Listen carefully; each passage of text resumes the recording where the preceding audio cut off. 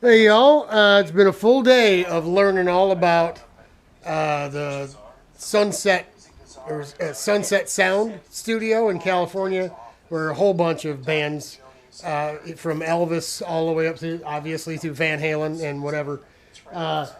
Listening to the people who were involved and so wow, it's really, really, really interesting, and it obviously motivated me because here we are. What I had in my mind has now come to fruition. This 1/8 inch stuff is not easy to bend in long bends like that when you don't have a sheet metal brake, right? I did it right here with my vise, my pieces of metal, some wood, and a dead blow, baby. Do what you got to do, right? And that's how they used to do things in the old days when everything was done by hand. They didn't have machines to do it for them, right? So, so we're going to end up putting another surface here to seal it all up, right? So it'll be all, but I wanted it really down low. As you see, we took the starter nut off. A little note there to remind ourselves to tighten that, put some Loctite on and tighten that nut up. Don't know how far this is going to go, whether we're going to, cut it and turn it and then weld it. I don't know. You can't bend it because it's already got some breaks in it. But maybe we leave it there. I don't know. Maybe we just cut it down. Just put a little, put a saw cut in the end and just round the ends over. Maybe we cut it back and do that. I'm not sure yet. Got to get back in this thing and find out, if this is, I'm sure that's low enough.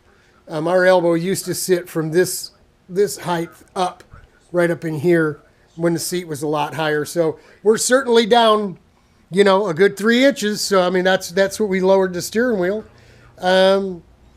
It's making progress, right? We're making some progress. We got it as tight up close in there to the shift shaft as we can get, I think. I mean, if I put a little pressure on it and hold it dead flat, I think it's going to show a little more. But you see in there, I think right there where you're looking at maybe,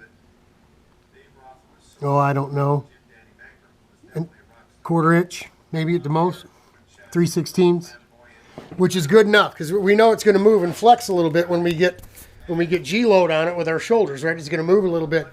The seat back piece is going to extend over and have tabs on it, big heavy tabs on it, so we can connect this to this, and that's going to keep any G-load would have to pull this whole piece. That's really going to strengthen that stuff up and make it good and stiff and firm. So that's it for the 27th Part B.